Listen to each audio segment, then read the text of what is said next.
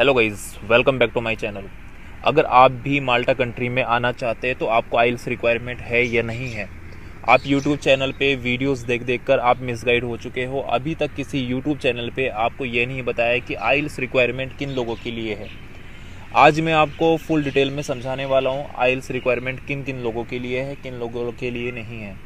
आपने बहुत सारी वीडियोस देख ली होगी, लेकिन आपको इस बारे में कोई भी अभी तक सॉल्यूशन नहीं निकला होगा कि किन लोगों के लिए ये आइल्स रिक्वायरमेंट है। माल्टा वर्क परमिट की जो डॉक्यूमेंट की चेकलिस्ट आई है, आपको उसमें डिस्क्राइब करूंगा, आपको बताऊंगा, पढ़ के भी बताऊंगा कौन कौन से चेंजेस आए हैं, कौन कौन से नहीं आए हैं, कौन कौन से न्यू अपडेट आए हैं, कौन कौन से पहले जैसे ही एज इट इज़ है।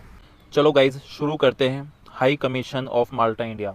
अच्छा, ये इंडिया लोगों के लिए है, कोई और दूसरी कंट्री के लिए ये चेकलिस्ट नहीं है। ठीक है, सिर्फ इंडियन जो लोग हैं उनके लिए ये चेकलिस्ट है।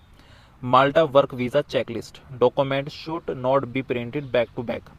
इसका मतलब ये है जो भी आप अपने डॉक्यूमेंट लगाएंगे तो आपकी फ्रंट पेज पे ही जो आप फ़ोटो लगाते हैं, आपके डॉक्यूमेंट लगेंगे, तो वो स्कैन जब हम कराते हैं, प्रिंटेड कराते हैं, तो वो आगे पीछे नहीं होने चाहिए। वो सिर्फ सिंगल पेज पे ही आपके डॉक्यूमेंट होने चाहिए। तो इसका मतलब ये है कि बैक टू बैक आपके कोई भी डॉक्यूमेंट नहीं होने चाहिए। आपका पहला नंबर जो है एप्लीकेशन फॉर्म, ये पहले भी था और आज भी है। और जो दूसरा नंबर है one recent passport size photograph, ये पहले भी थी और आज भी है। तीसरा नंबर पासपोर्ट ट्रेवल डॉक्यूमेंट, ये पहले भी था और आज भी है। और फोर्थ नंबर है ओवरसीज ट्रेवल मेडिकल इंश्योरेंस 30,000, मतलब ये 30,000 यूरो की जो आपकी ट्रेवल इंश्योरेंस थी, ये पहले भी थी और आज भी है। कंफर्म ट्रेवल आइटनरी, पांचवा नंबर है ये। ठीक है, तो ये पहले भी थी और आज भी है। Point number 6, invitation letter. Invitation letter पहले भी था और आज भी है। अब आता है चेंजेस, जैसे कि आपको मैं बताने वाला हूं पॉइंट नंबर 7 से।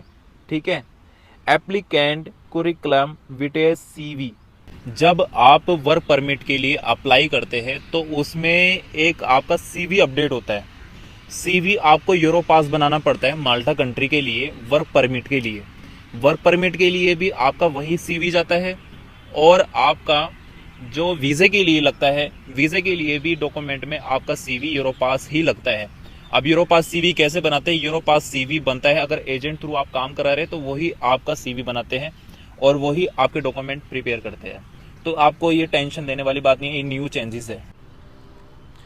Point number 8, sign reference letter from past employer. इसका मतलब ये है जो आपने अपने सीवी पे अपना एक्सपीरियंस शो किया है, 3 साल का मिनिमम किया है, तो जो एम्प्लॉयर होगा वो उसको वेरीफाई कर सकता है। वेरीफाई आपके कॉल से भी कर सकता है, ईमेल थ्रू भी कर सकता है। Point number 9, original bank statement showing movement in the last 6 month duly stamp and sign by the bank. इसका मतलब ये है कि जो कैंडिडेट है, जो वर्क वीज़ा अप्लाई करने वाला है, जो काम करने जाने वाला है माल्टा कंट्री के अंदर, उसकी ही बैंक स्टेटमेंट लगेगी 6 मंथ की। और अकाउंट जो आपका होना चाहिए, वो अकाउंट में आपके पैसे की लेन देन होनी चाहिए। ठीक है, अब क्वेश्चन ये उठता है कि बैंक स्टेटमेंट कितनी होनी चाहिए, पैसा उसके अंदर कितना होना चाहिए, नया होना चाहिए, पुराना होना चाहिए। तो अगर आपका ओल्ड अकाउंट है या फिर आपने पैसे आपके पुराने हैं या नए हैं, डजंट मैटर, इससे कोई फ़र्क नहीं पड़ने वाला है। आप चाहे कल डलवा लो, इसमें कोई प्रॉब्लम वाली बात नहीं है, लेकिन कितना होना चाहिए। देखो, गवर्नमेंट के हिसाब से आपके पास जो माल्टा वर्क परमिट जब आपको मिलता है, जब आप वहाँ पर विजिट करते हैं, तो विजिट करने के बाद में आपको ये नहीं कि आपकी कल फ्लाइट लैंडिंग हुई है और आपने कल से ही वहाँ पे काम शुरू कर दिया है, ऐसा नहीं होता है। जब तक आपको वहाँ पे टीआरसी कार्ड नहीं मिलता तो आप लीगल काम नहीं कर सकते, आप तब तक वहाँ पे इलीगल ही रहेंगे। वैसे वहाँ पर आप एंटर कर चुके हैं तो आप लीगल है, लेकिन आप वर्क परमिट वहाँ पर तभी शुरू करेंगे जब आपको वहाँ पे टीआरसी कार्ड मिल जाएगा। अब टीआरसी कार्ड कितने दिनों में मिलता है? टीआरसी कार्ड जो मिलता है उसका जो प्रोसेस टाइम होता है 2 से 3 महीने लग जाते हैं। ठीक है, जब आपको टीआरसी कार्ड मिल जाता है तो आप अपना काम शुरू कर सकते हैं। अब जो 2 से 3 महीने का जो खर्च होता है, जो वहाँ पे एक्सपेंस आने वाला है आपका, तो आप 1 महीने का जो खर्च लेकर चलते हैं तो मिनिमम 400 500 यूरो मान के चलो। ठीक है, 1500 यूरो आपके 3 महीने के लग जाएंगे। ठीक है, अब 1500 यूरो कितने होएंगे? तो आपके अकाउंट में मिनिमम 1.5 से 2 लाख रुपए होने चाहिए।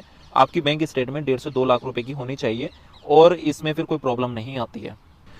Point number 10, sign employment contract. ये पहले भी था और आज भी है।